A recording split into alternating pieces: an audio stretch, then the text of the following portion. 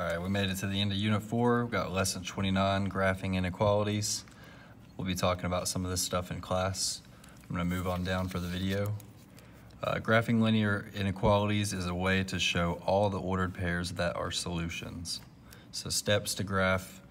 First off, you've got to put the inequality in slope-intercept form.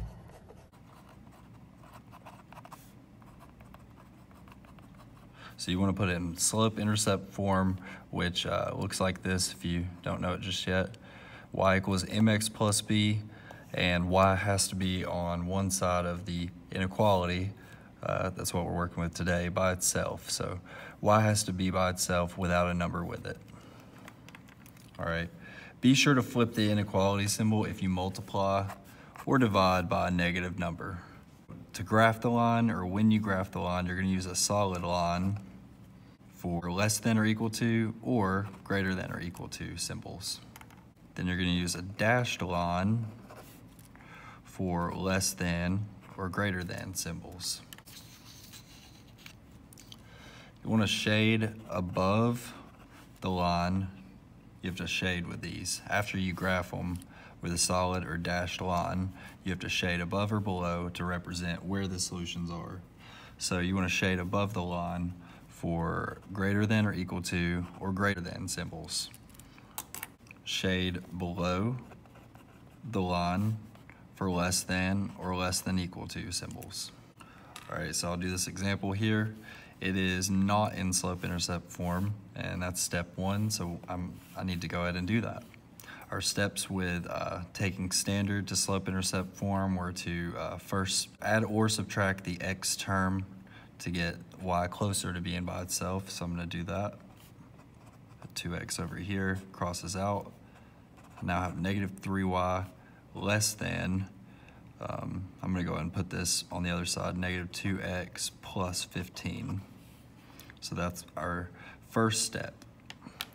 The second step would be to divide by whatever is with y, because y can't have a number with it. So let's go ahead and divide by that negative 3, because y is not negative here, so we can't leave it negative in slope-intercept form. So we're dividing by negative 3, and remember, be sure to flip the symbol if we divide or multiply by a negative number, and we're doing that. So symbol's got to flip, and then we have y greater than, and negative 2x over negative 3 would be 2 over 3x, plus 15 over negative 3 would actually be negative 5. So there's our slope-intercept form. So step 1 we did. Very good. And now we need to basically graph this as if you would if this was an equal sign, almost. We have to pay attention to the solid and dashed part because we use a dashed line if we have these symbols, either of these, and we definitely have one of those. So we're going to use a dashed line, but first we have to plot B, so plot that y-intercept. Wait, 1, 2, 3, 4, 5, so it's right there, all the way at the bottom.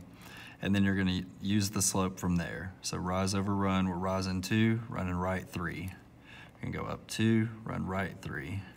Up 2, about like that. All right, and this is where it says use a dashed line if we don't have or equals to on our symbol. So that's what we're gonna do. It's gonna be like this. Okay, so that's really all I can fit on there. Shade above if you have greater than or equal to or greater than symbols. We have that above.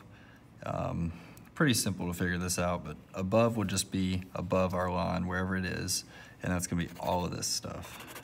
Use a different color, that's not gonna work. So we would shade all of this stuff. And that's just representing all of our solutions are not, we don't have any on this line, but they're all that way of this line, okay? So there's one of them. Let me do maybe a couple on the back. Number 1.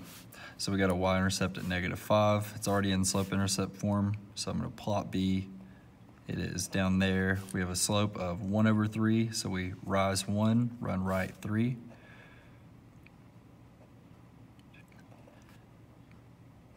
It's not or equals to, so I know it's going to be a dashed line. And then it says they're greater than, and on our notes, on the other side, it says if we have greater than or equal to or greater, we're gonna shade above the line. So that's what we're gonna do. Above the line, clearly be in this direction. So go ahead and shade all this stuff. All right, I'll do two more. I'll do, let's see. I'll do this one since it has an or equals to, and it's not in slope-intercept form yet. So I could, of course, do this one of two ways, but I'm gonna do it the way I've said to do, which is the first step in add or subtract the x term. So we have positive x, so we gotta get rid of that, put it over here. We now have negative y greater than or equal to 8 minus x. The next step, we have a negative y, so slope-intercept form isn't negative y equals mx plus b, it's positive y equals mx plus b. So we gotta divide by or multiply by -1, whatever you wanna do to get rid of that. Either way, it's definitely going to flip our sign. So dividing by a negative always flips our sign, or multiplying, whichever one you did. You had to do one of them. 8 over -1, that would be -8. Negative x over -1 would leave us with a positive x. Let me rewrite this with x, our x term first. 3, 4, 5, 6, 7, 8 down, and then go up 1, right 1, up 1, right 1, all the way. So you got a bunch of points right there. And it would be a solid line. So this one's gonna be solid.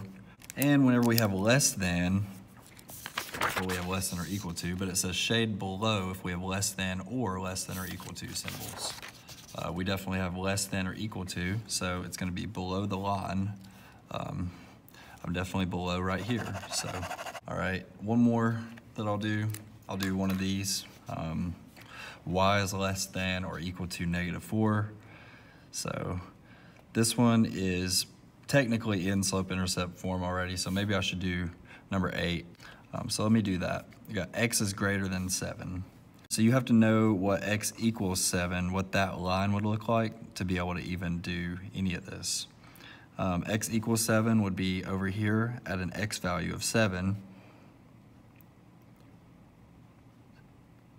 And it's not gonna be a horizontal line, it's gonna be a line where all of our x values are 7.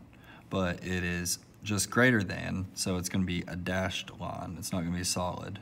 So make it dashed. Let's get rid of this. That was just to show you how to think about this one. X is greater than 7. All of our x's are greater than 7. So it says, we can't really shade above or below on this one. We have to, we just have to kind of think about it. All the x's are greater than 7. Well, here's an x of 8, here's an x of 6. This direction is greater, so you have to shade this direction.